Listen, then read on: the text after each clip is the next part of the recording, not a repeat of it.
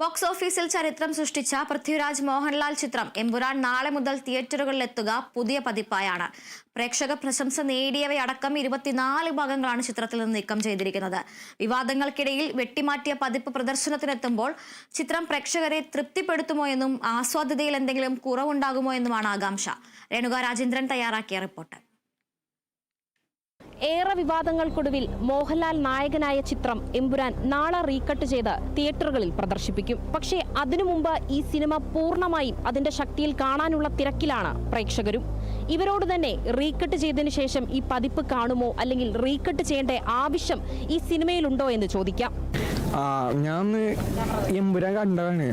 എനിക്ക് അങ്ങനെ തോന്നിയിട്ടില്ല.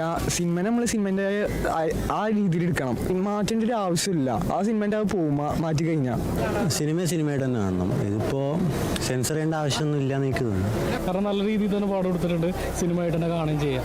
പിന്നെ അതിൽ സിനിമയിൽ കാര്യമില്ല, അതുകൊണ്ട് തന്നെ ഇന്ന് തന്നെ കാണാൻ വേണ്ടി വന്നത്. വെട്ടിമാറ്റി കഴിഞ്ഞാൽ പിന്നെ അതിലൊരു ആവശ്യം വരുന്നില്ല. ഇതിന് വ്യക്തിമാറ്റങ്ങളൊന്നും ഇല്ലല്ലോ, ശരിക്കും പറഞ്ഞില്ല. കാരണം ഇപ്പം നടക്കുന്ന കാര്യങ്ങളൊക്കെ തന്നെയല്ലോ ഇത് ചെയ്തിട്ടുള്ളത്. വെട്ടിമാറ്റേണ്ട കാര്യമൊന്നും എനിക്ക് തോന്നുന്നില്ല. ഒന്നുമില്ല, നമ്മൾ സിനിമയായിട്ട് കണ്ടാൽ മതിയല്ലോ. അപ്പോൾ ആ ലെവലിൽ വെട്ടിമുറിക്കേണ്ട ആവശ്യം വരുന്നില്ല. അപ്പോൾ കുഴപ്പമില്ല, നല്ലവണ്ണം. ആക്ച്വലി ഇത് ഇങ്ങനെ തന്നെ എടുക്കാൻ മതിയായിരുന്നു, കട്ട് ചെയ്യണ്ട. കോൺട്രവേഴ്സി ആയിട്ട് എനിക്കൊന്നും തോന്നിയിട്ടില്ല ഇതിൽ. സിനിമ കണ്ടിറങ്ങിയവർ ഒരേ സ്വരത്തിൽ പറയുന്നത് സിനിമയെ സിനിമയായി കാണണം, വെട്ടിമാറ്റേണ്ട ആവശ്യമൊന്നും ഈ സിനിമയിലില്ല. റീകട്ട് ചെയ്ത് പതിപ്പ് കാണാൻ ഇവർക്കൊട്ടും താല്പര്യവുമില്ല. ക്യാമറ പേഴ്സൺ ജിഷ്ണു KR-നൊപ്പം രേണുക രാജേന്ദ്രൻ, കേരള വിഷൻ ന്യൂസ്, കൊച്ചി.